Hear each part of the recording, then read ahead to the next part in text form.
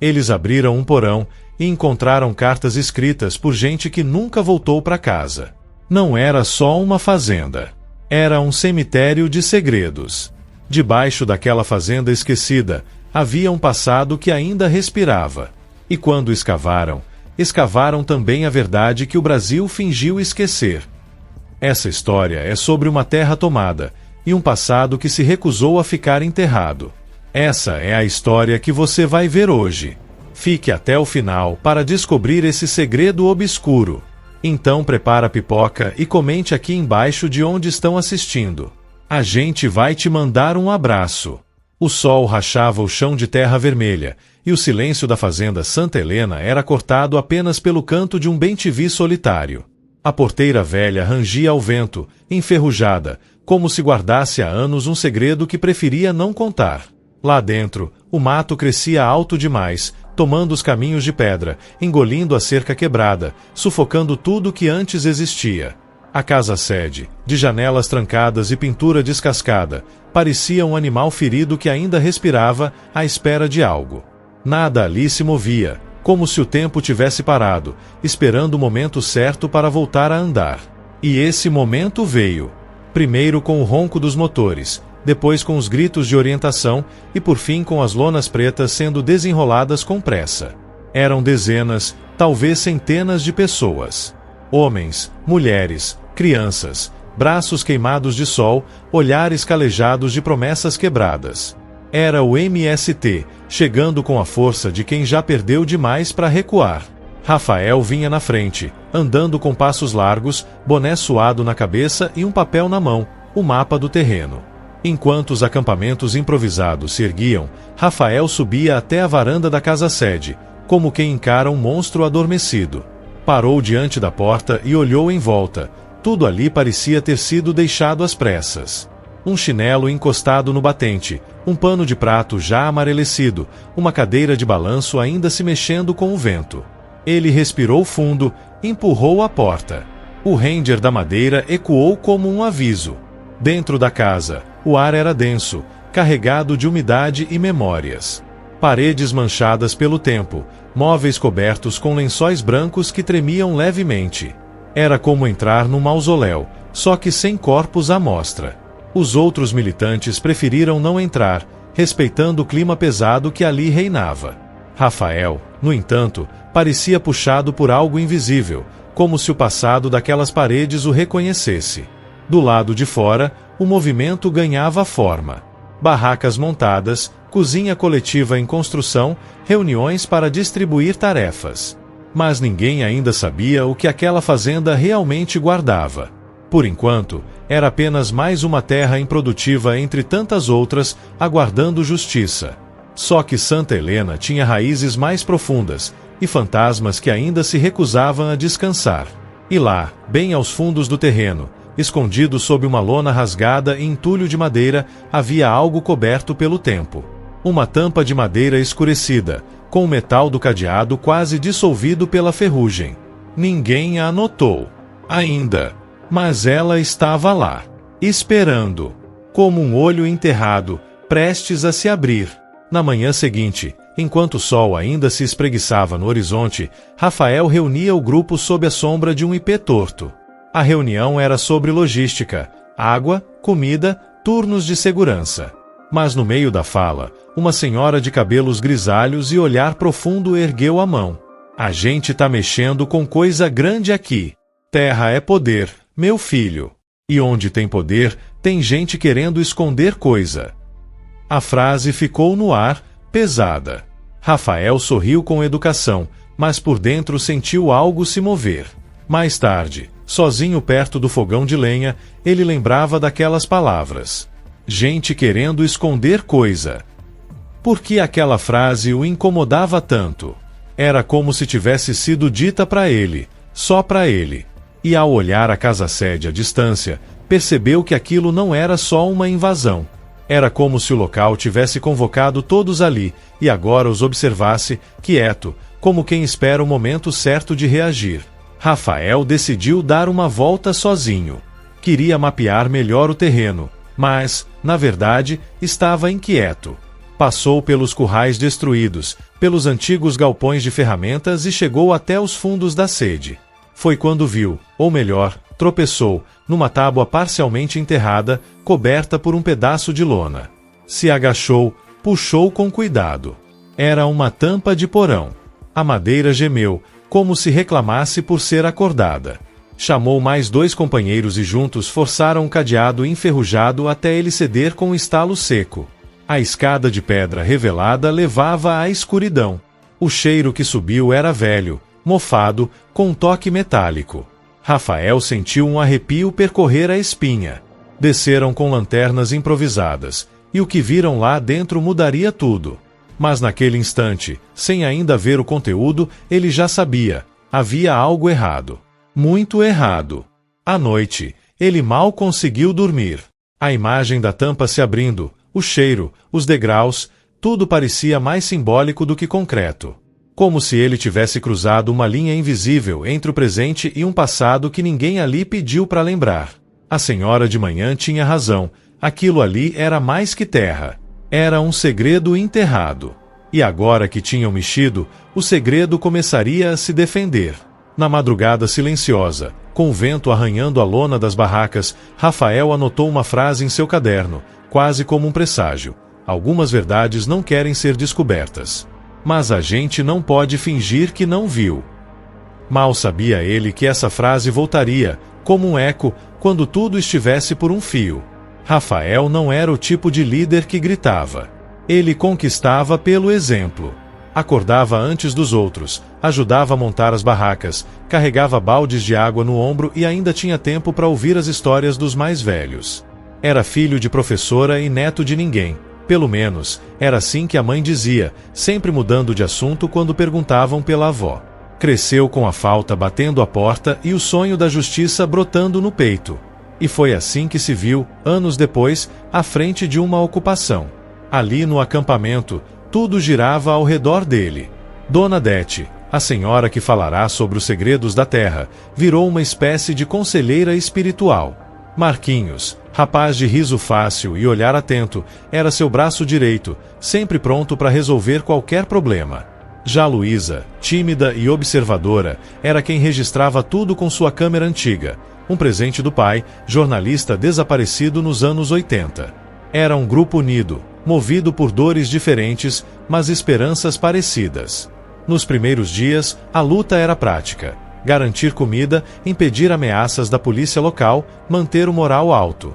Rafael passava os dias em reuniões, telefonemas, organizando vigílias e tentando ganhar a simpatia da imprensa regional. Mas, no fundo, ele sentia que essa ocupação era diferente. Não era só a fazenda. Era o clima, o peso invisível nas costas, os silêncios longos entre as conversas. Algo ali o puxava como correnteza. À noite, na barraca que dividia com 2 outros militantes, Rafael sonhava com vozes. Vozes de mulher, sempre chamando por Rita. Ele não conhecia nenhuma Rita, mas o nome se repetia, junto com sons abafados, como choros ou batidas em metal. Acordava suando, o peito acelerado, mas não falava nada. Guardava para si, como um segredo que ainda não sabia decifrar. Mesmo assim, começava a anotar os sonhos. Um hábito antigo, desses que a mãe dizia para não perder.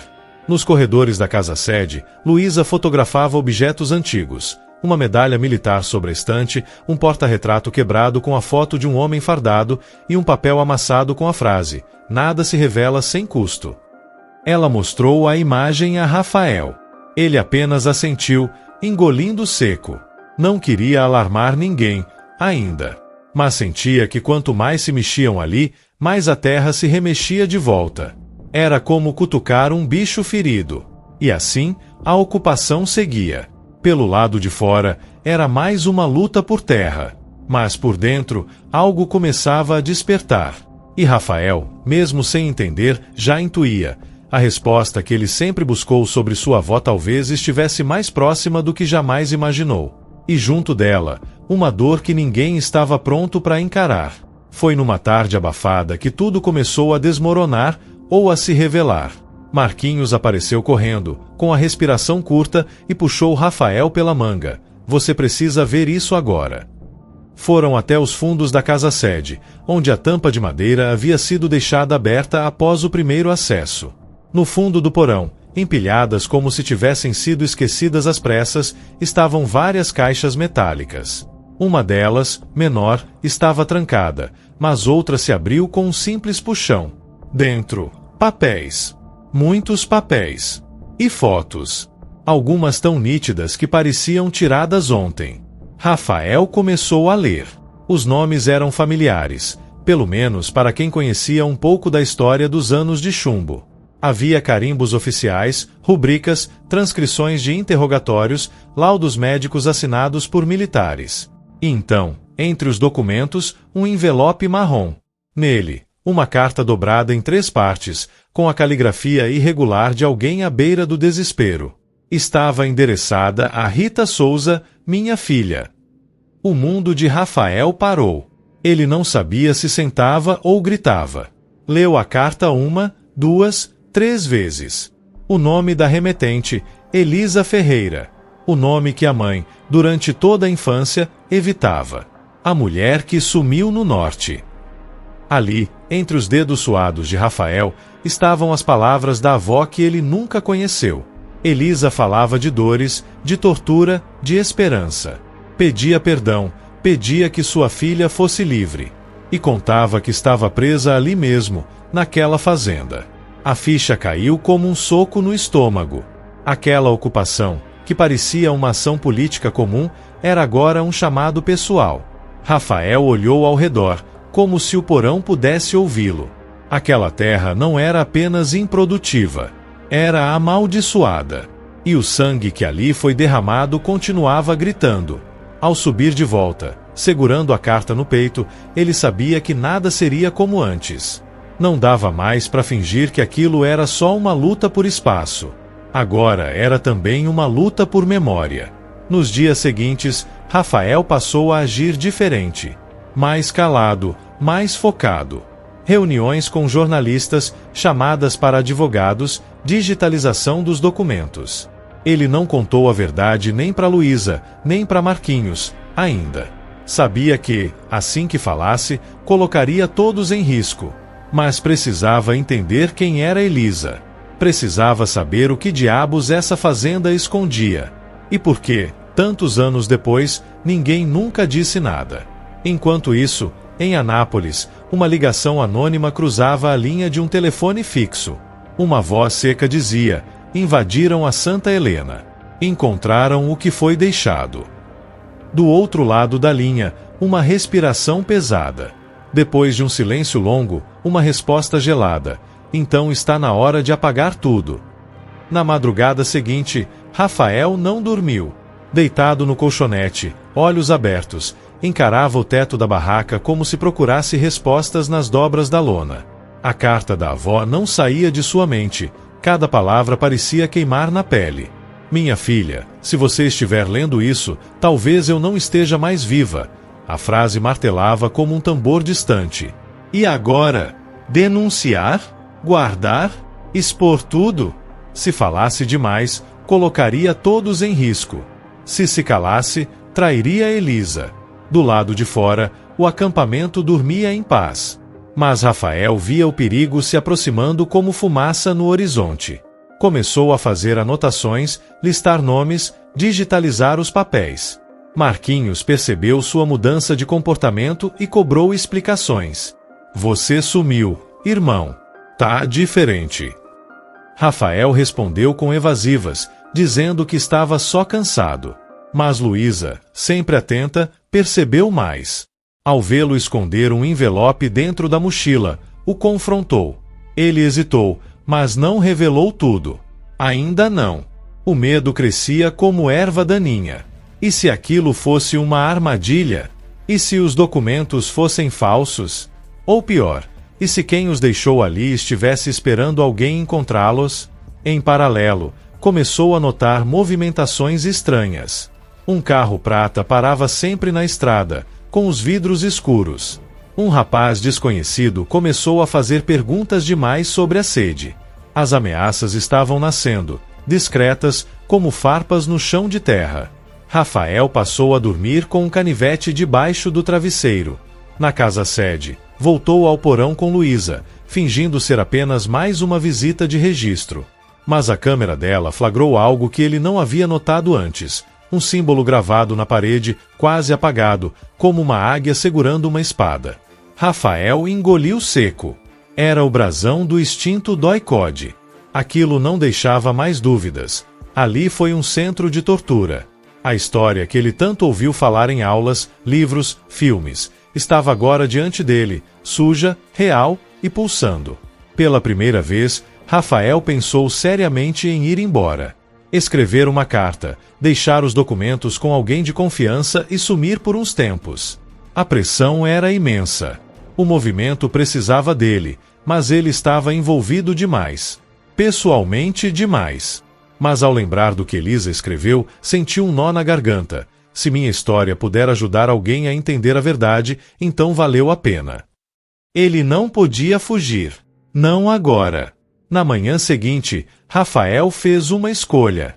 Ainda sem contar tudo, reuniu Marquinhos e Luísa, mostrou parte do que encontrou e disse: talvez essa fazenda seja mais perigosa do que a gente imagina. Mas também é mais importante. A gente não tá aqui só por terra. A gente tá aqui por verdade. E foi nesse momento que a história deixou de ser apenas uma ocupação e virou uma guerra silenciosa entre passado e presente. 2 dias depois da conversa com Marquinhos e Luísa, Rafael entrou em contato com um jornalista independente de Brasília, um velho conhecido do movimento. Usou um chip de celular novo, comprou crédito num bar da estrada e marcou o encontro em sigilo. A decisão estava tomada. Ele iria compartilhar parte dos documentos. O restante, guardaria com cuidado. Não podia confiar em muita gente, nem mesmo em alguns rostos do próprio acampamento. A história que segurava nas mãos podia destruir reputações.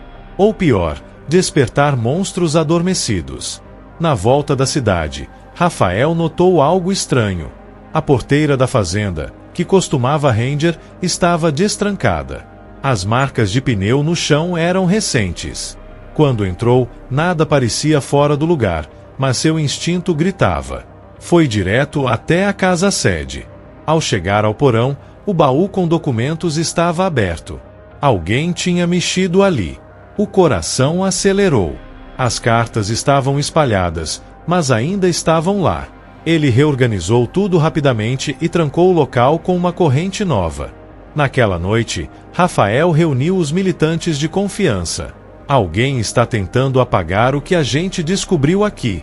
A gente tem que ser mais esperto.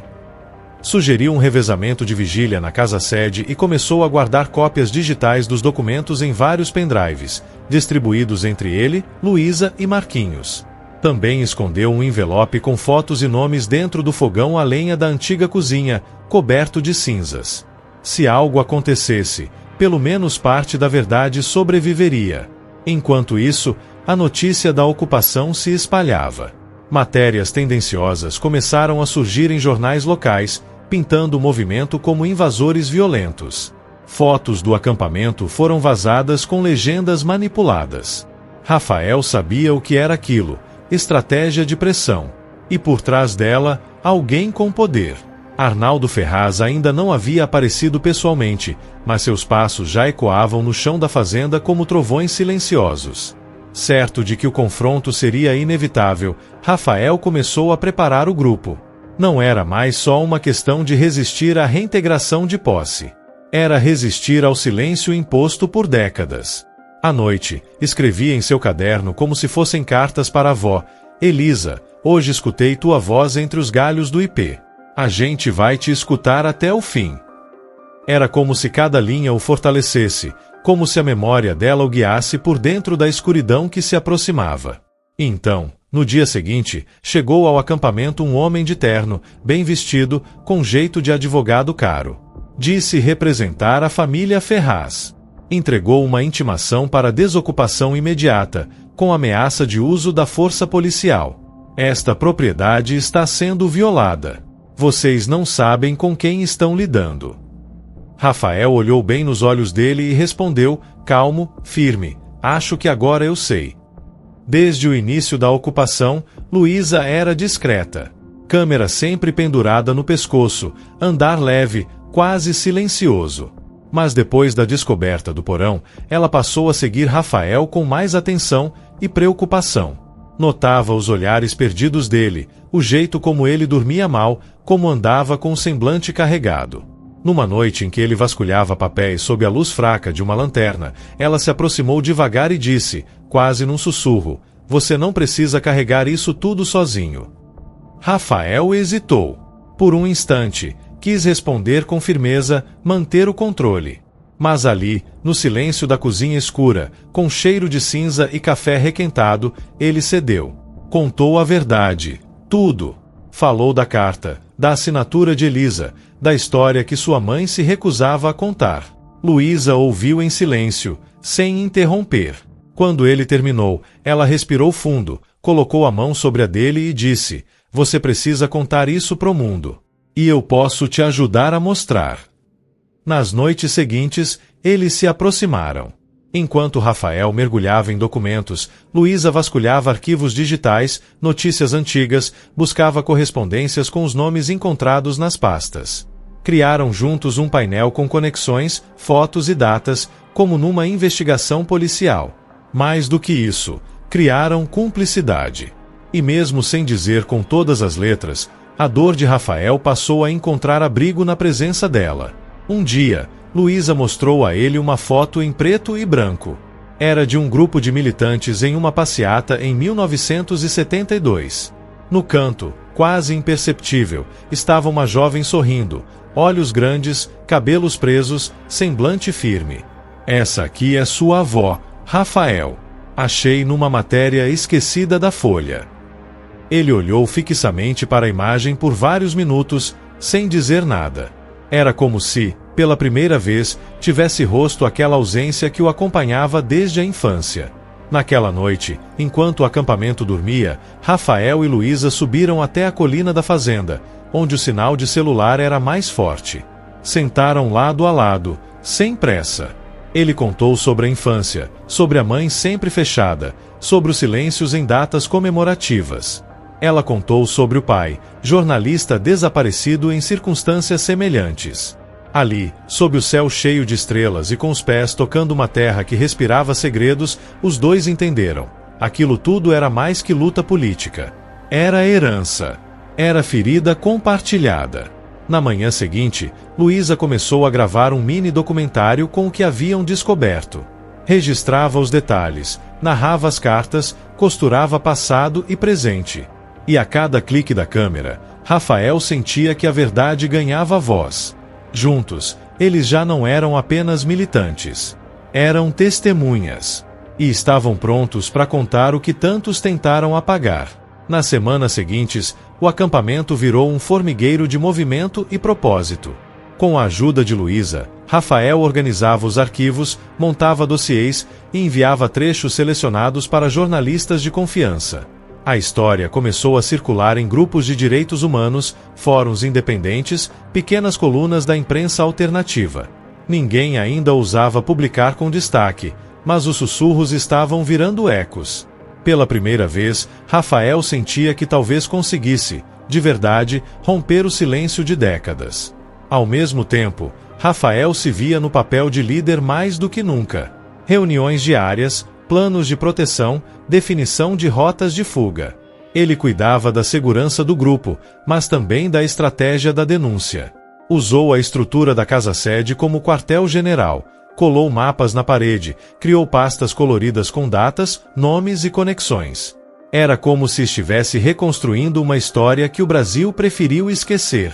E a cada novo documento encontrado, a rede de abusos da fazenda se tornava mais clara e mais absurda. Luísa continuava seu documentário, agora com entrevistas. Gravou Dona Dete contando o medo da repressão nos anos 70. Registrou depoimentos de moradores antigos da região, que lembravam gritos na madrugada e caminhões chegando sem farol. Até mesmo um ex-funcionário da fazenda apareceu certo dia, pedindo para falar. Com voz trêmula e chapéu na mão, confessou ter cavado valas, sem nunca saber o que ia nelas. Rafael escutava tudo com atenção. Era como montar um quebra-cabeça com peças sangrando. Mas nem tudo era trabalho. Entre as vigílias e reuniões, havia risos tímidos nas cozinhas, rodas de conversa à noite e até música ao redor da fogueira. Rafael e Luísa dividiam o mesmo banco, e às vezes ela cantava baixinho alguma canção antiga que o pai gostava. Ele ouvia em silêncio, os olhos perdidos no fogo, o coração pela primeira vez dividido entre a dor e o amor. Havia algo bonito ali, um respiro no meio da tempestade. Certa noite, Rafael achou um velho rádio no porão, empoeirado, mas ainda funcional. Ligou e sintonizou uma estação de rádio. Tocava uma música dos anos 70, daquelas que parecem abrir portais. Todos ficaram em silêncio. Naquela faixa de tempo entre o ontem e o agora, parecia que até os mortos ouviam. Era uma pausa, uma trégua, um momento em que todos podiam acreditar que estavam vencendo. Mas a maré mudaria. No dia seguinte, uma das cópias digitais enviadas por Rafael foi removida de uma plataforma online. O jornalista que a receberá desapareceu das redes. E uma caminhonete preta foi vista 2 vezes rondando a fazenda. A sensação de controle começava a escorregar pelos dedos. O jogo deixava de ser seguro. E a verdade, agora, custava mais caro do que imaginavam. Era final de tarde quando Rafael recebeu a ligação. O número era desconhecido, a voz do outro lado, fria. Rafael Souza, você está brincando com coisa grande. Enterre de novo o que encontrou, enquanto ainda dá tempo. Ele desligou antes que Rafael respondesse. Ficou imóvel por longos segundos, encarando o horizonte tingido de laranja, com o celular ainda colado à orelha. Aquilo não era só uma ameaça qualquer, era o aviso de que haviam ultrapassado uma linha invisível. Ao mesmo tempo, as coisas pareciam estar funcionando. Uma matéria, finalmente, saiu em um site de relevância nacional. A história não citava nomes, nem a fazenda diretamente, mas falava em novos documentos que poderiam reabrir casos da ditadura militar. A repercussão foi grande o bastante para levantar suspeitas, e pequena o bastante para não proteger ninguém. Rafael sabia que agora estavam na mira, e que Arnaldo Ferraz não era só um nome nos documentos. Nos dias seguintes, tudo mudou. O clima no acampamento ficou tenso. Militantes relataram perseguições ao voltar da cidade. Alimentos deixados no depósito foram envenenados. Ninguém morreu, mas 2 ficaram dias com febre alta. Rafael não dormia mais. As olheiras cavavam sulcos em seu rosto. Ele sabia que o tempo estava acabando. E mesmo assim, insistia. Queria terminar o documentário com Luísa, queria entregar o dossiê completo a uma associação internacional. Como se pudesse correr contra uma maré que já puxava tudo para o fundo. Foi então que recebeu outra notícia. Sua mãe havia sido abordada por um homem desconhecido em Anápolis. O sujeito a chamou pelo nome, perguntou se ela era filha de Elisa. Disse que ela devia conversar com o filho sobre onde está se metendo. A mulher, assustada, ligou chorando. Rafael, pelo amor de Deus, para com isso. Eu já perdi a mãe, não quero perder você. Foi a primeira vez que ela admitiu a ligação com Elisa. E também a primeira vez que Rafael pensou em desistir. Naquela noite, subiu novamente até a colina. Luísa o acompanhou em silêncio. Sentaram lado a lado, como antes, mas havia um peso entre eles. Rafael tirou do bolso uma foto antiga de Elisa, aquela da passeata, e ficou olhando por minutos. Se ela soubesse que a verdade traria tanta dor, será que ainda assim teria escrito aquela carta? A pergunta ficou no ar, sem resposta. A brisa soprava leve, mas no peito dele tudo era tempestade. Foi ali que ele entendeu: encontrar a verdade não era o fim da jornada. Era o começo do preço a pagar por ela. E esse preço, agora, não era mais só dele. Estava sendo cobrado em vidas, em silêncios forçados, em medo espalhado. Ele havia puxado a corrente de um passado cruel. E o passado estava acordando, com dentes. Depois da ligação da mãe, Rafael ficou mais calado. Os olhos sempre atentos, como quem esperava algo saltar das sombras. Passava mais tempo trancado no porão, relendo as cartas, verificando os cadeados, checando os pendrives. Paranoia? Talvez. Mas naquele momento, era o que o mantinha vivo. Naquele ritmo de tensão crescente, até os barulhos da noite pareciam mais altos. Um galho estalando. Um rádio que ligava sozinho. Os próprios sons da fazenda pareciam conspirar contra o silêncio. E então veio o golpe mais direto. Marquinhos sumiu.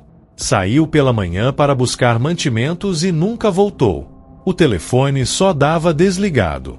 Ninguém na cidade disse tê-lo visto. O carro que usava estava abandonado numa estrada de chão, com os faróis ligados e a porta aberta. Rafael sentiu o mundo desabar. Marquinhos não era só um parceiro. Era um amigo. Um irmão de luta.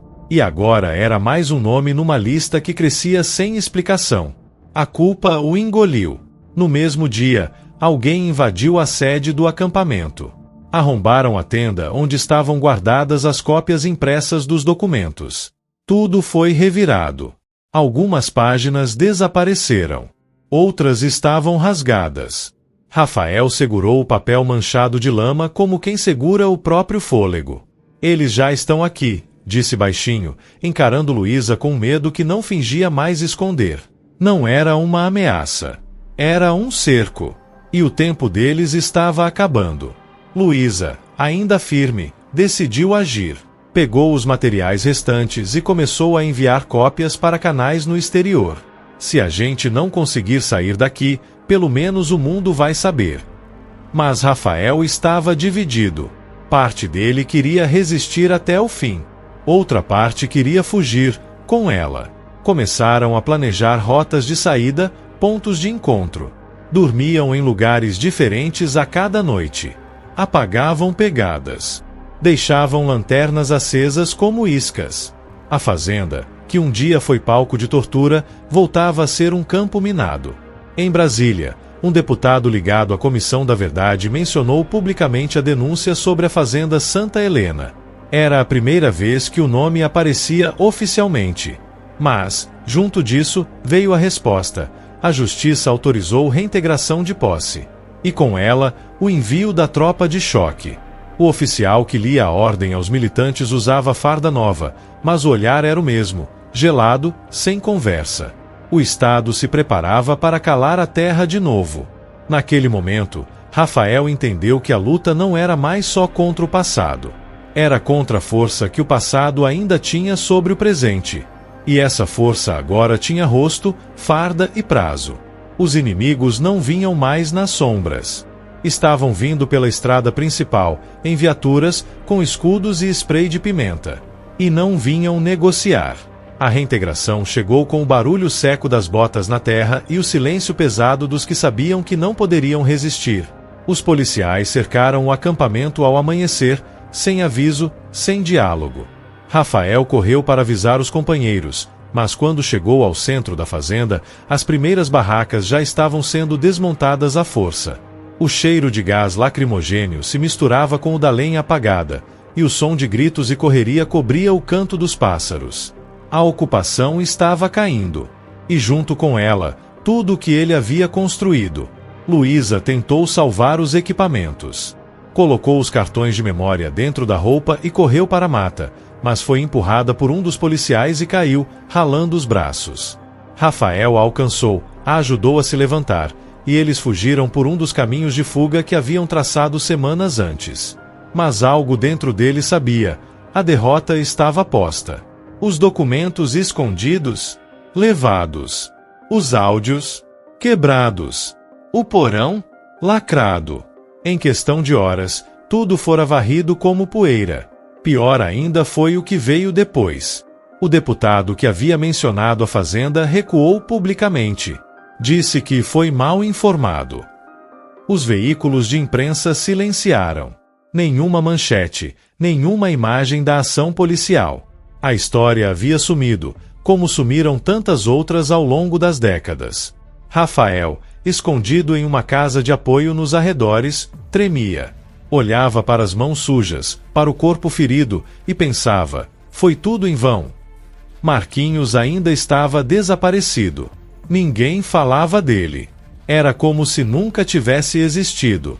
E pela primeira vez, Rafael se permitiu chorar. Não de raiva, nem de coragem. Chorou de impotência. Sentado no chão de barro batido, sentiu a dor que Elisa devia ter sentido no final. A mesma que sua mãe carregou calada. O ciclo não havia sido quebrado. Apenas reiniciado, agora, por ele. Luísa tentou consolá-lo. Disse que ainda tinham cópias, que ainda dava tempo. Mas ele não respondeu. Estava imóvel, o olhar preso num ponto que não existia. A mente ecoava o som da porta do porão sendo fechada. O som da verdade sendo trancada de novo, com cadeado e sentença. A esperança morria devagar, sufocada sob o peso da história que ninguém queria ouvir. A justiça parecia um sonho distante, e ele, um tolo que ousou tentar acordá-la. Naquela noite, Rafael ficou sozinho. Luísa dormia, exausta. Ele saiu sem fazer barulho, caminhou até a estrada e ficou ali, parado, olhando para o escuro. Estava prestes a sumir, desaparecer como tantos antes. Pensou em ir embora. Recomeçar. Esquecer. Mas então, algo no bolso da camisa encostou em seu peito. A carta. Aquela primeira carta. Elisa ainda falava. E talvez, só talvez, ele ainda pudesse responder. A estrada estava deserta, iluminada apenas por postes distantes que falhavam de tempos em tempos, deixando a noite ainda mais espessa. Rafael ficou ali, parado, sentindo o frio subir pelas pernas e a carta no bolso pesar como chumbo. A voz de Elisa voltava à cabeça, mas agora mais nítida, como se fosse lida ao seu lado. Se minha história puder ajudar alguém, mas ele não ajudou ninguém. O acampamento foi destruído, os documentos sumiram, Marquinhos desapareceu. A fazenda voltou a dormir. E ele só estava cansado. Sentou-se na beirada da estrada, mãos no rosto, e chorou de novo. Mas dessa vez, não era só pela perda. Era pelo silêncio. Pela sensação de que ninguém queria ouvir, de que nada mudaria. Era como gritar em um buraco sem fundo. Ele pensava em sua mãe, na dor guardada por anos, no medo estampado na última ligação.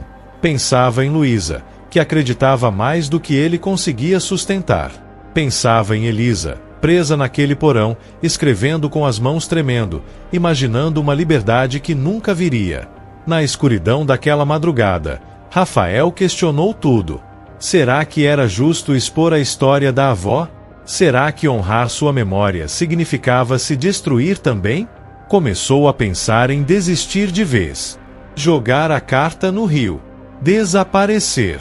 Virar mais um nome perdido. Mas então lembrou da foto, aquela em que Elisa sorria na passeata, de olhos firmes e rosto em paz. E pensou, como alguém que viveu tanto medo ainda teve coragem de sorrir daquele jeito. Foi nesse pensamento que sentiu algo mudar. Uma brisa leve, vinda do mato, carregando o cheiro doce da terra molhada. Como se o lugar dissesse, você ainda está aqui. E estar aqui já era, por si só, resistência. O silêncio se transformou em espaço. Um espaço onde ele ainda podia fazer algo. Mesmo pequeno. Mesmo com medo. Mesmo sozinho. Porque agora ele sabia, não era sobre vencer. Era sobre não permitir que apagassem. Rafael voltou para a casa de apoio antes do amanhecer. Luísa acordou com o barulho leve da porta. Ele estava com os olhos fundos, a camisa suja, mas algo havia mudado em sua postura. Sentou-se diante dela, colocou a carta sobre a mesa e disse, a gente ainda tem o que contar. E se for preciso, a gente começa do zero. Mas dessa vez, do nosso jeito. Ela sorriu, e pela primeira vez em dias, ele também. No centro da cidade, havia um velho prédio abandonado que um grupo de jornalistas independentes usava como redação informal. Era lá que iriam. Com as últimas cópias digitais, com as anotações de Rafael, com as imagens de Luísa. Não tinham mais aliados influentes. Não tinham proteção. Mas tinham a história. E se ninguém quisesse ouvir, eles gritariam até não sobrar mais voz. Na manhã seguinte, o céu parecia mais limpo, Não porque o mundo havia mudado, mas porque Rafael agora via diferente. O medo ainda existia, as ameaças também, mas ele havia reencontrado o porquê. Elisa, Marquinhos, Luísa, os gritos abafados no porão, nada disso podia ter sido em vão. Na mala, guardou o caderno com os últimos registros, os cartões de memória protegidos com fita isolante e a carta original de Elisa, agora envolta em tecido de algodão. Partiu com Luísa para Brasília com um único propósito: contar a verdade. Nem que fosse para 10 pessoas. Nem que fosse só para uma. O prédio onde chegaram era antigo, cheio de rachaduras e cheiro de mofo, mas ali respirava liberdade. Os jornalistas os receberam com olhos cansados e ouvidos atentos. Escutaram cada trecho da história, viram as imagens, os documentos escaneados, as conexões. Um silêncio pesado tomou conta da sala. Depois, um deles disse: "Isso aqui não é só matéria. É memória." A equipe se dividiu em frentes. Uma parte apurava os fatos. Outra começava a montar uma reportagem especial. E outra cuidava da proteção de Rafael e Luísa. Enquanto isso, o nome de Arnaldo Ferraz reaparecia. Um vazamento em um fórum de ex-militares revelou que ele havia deixado a cidade. Alguns diziam que fugiu para o exterior. Outros, que estava escondido em uma fazenda no Mato Grosso, protegida por milicianos. Mas isso não importava mais. O estrago estava feito. A história começava a circular, primeiro em sites pequenos, depois em redes sociais, até que alcançou os olhos certos. Em poucos dias, a Comissão de Direitos Humanos reabriu o processo do desaparecimento de Elisa Ferreira. Na antiga fazenda Santa Helena, a poeira ainda se assentava. Mas moradores da região começaram a falar. Um senhor idoso, que nunca deu entrevistas, decidiu contar o que viu nas noites em que os caminhões chegavam sem faróis. Uma mulher trouxe uma carta que dizia ter encontrado no confessionário da igreja, com os nomes de 3 pessoas enterradas na curva do açude. Os fantasmas começaram a falar. E a verdade, que tantos tentaram soterrar, subia à tona com mais força do que nunca. Rafael acompanhava tudo com o coração apertado. Sabia que ainda podia perder muito. Mas também sabia que já havia ganhado algo impossível de apagar: coragem. E essa coragem agora era combustível. Passou a dar entrevistas, participou de audiências, escreveu artigos. Não como militante, mas como neto. Como testemunha. Como homem que sobreviveu ao silêncio. E no dia em que recebeu a notícia de que parte da fazenda seria transformada em memorial, voltou a Santa Helena. Sozinho. Parou diante da casa-sede, agora fechada por tapumes. Colocou a mão sobre a porta trancada e disse baixinho: "Elisa, a senhora pode descansar." A gente contou. O vento soprou leve. E pela primeira vez, ele sentiu que a terra não gritava mais. Diante de uma sala cheia, Rafael leu os trechos da carta de Elisa em voz alta. Era uma audiência pública, transmitida ao vivo pela internet, acompanhada por sobreviventes, filhos de desaparecidos e curiosos. Enquanto falava, sentia as palavras pesarem na garganta, mas agora, cada uma delas encontrava eco. Era como se sua voz estivesse carregando não só a dor da avó, mas de todos os que foram silenciados. Essa carta não é um relato de morte.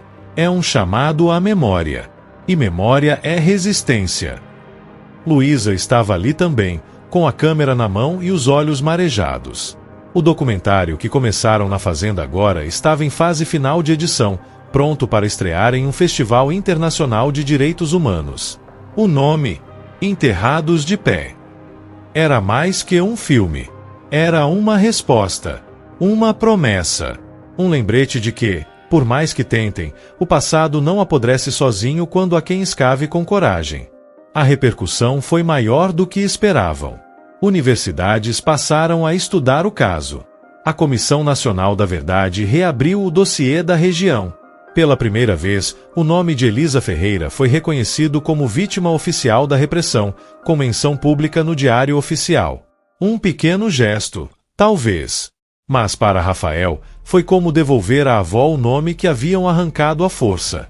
E então, veio o reencontro. Marquinhos foi localizado em uma cidade do interior, machucado, mas vivo. Havia sido levado por homens encapuzados e solto dias depois, com um único recado: fique quieto. Mas ele não ficou. Voltou, juntou-se novamente a Rafael e Luísa, e os três seguiram trabalhando na denúncia, agora como equipe.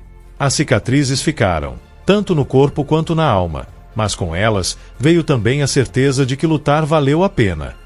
Na antiga Santa Helena, o memorial foi inaugurado com uma placa simples, cravada no chão de terra vermelha. Aqui o silêncio tentou vencer, mas foi derrotado pela verdade. Rafael esteve presente, e enquanto as pessoas deixavam flores ao redor, ele apenas observava.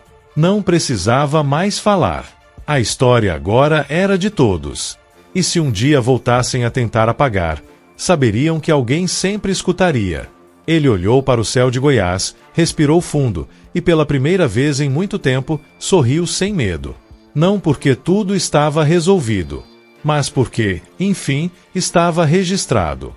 E registro é algo que nem o tempo, nem os poderosos, conseguem destruir. O dia amanhecia lentamente sobre a fazenda Santa Helena, agora silenciosa de um jeito diferente. A vegetação crescia ao redor do antigo casarão, mas desta vez não como abandono, e sim como renascimento. Ao lado da antiga casa-sede, agora restaurada como espaço de memória, uma trilha de pedrinhas levava até uma figueira recém-plantada. Rafael arregava com um balde de água, os pés descalços na terra. Um gesto simples, mas cheio de raiz. Ao lado, uma pequena placa, para Elisa, que nunca foi esquecida. O vento soprou leve, carregando folhas secas em espirais suaves, como se dançassem em volta da árvore. Ao fundo, ouvia-se o som de crianças visitando o memorial, guiadas por professores. Algumas paravam diante da figueira, curiosas. Uma delas perguntou: quem foi Elisa? E a professora respondeu com um sorriso, uma mulher que acreditava que a verdade podia vencer o medo. Rafael escutou aquilo de longe, e seu peito se encheu com uma paz que ele nunca tinha sentido. Com passos lentos, caminhou até a varanda da casa. O mesmo lugar onde, meses atrás, havia encarado aquele casarão pela primeira vez, assustado, desconfiado, vazio. Agora, ele se sentava ali como quem fecha um ciclo. Abriu o caderno de anotações, rabiscou as últimas palavras de uma história que já não era mais só sua. Depois fechou, colocou ao lado da carta de Elisa e deixou os dois sobre a mesa, como oferendas. A câmera de Luísa ainda registrava tudo. Sem dizer nada, ela apenas apontou a lente e capturou o momento, o neto e a terra, juntos, em silêncio. Rafael olhou para ela, sorriu com gratidão e fez um gesto com a cabeça como quem diz: agora sim. Não havia necessidade de mais palavras. Às vezes, o fim não é um grito. É um sussurro que ecoa por gerações. Ao fundo, o ipê torto, aquele mesmo do início, agora florescia.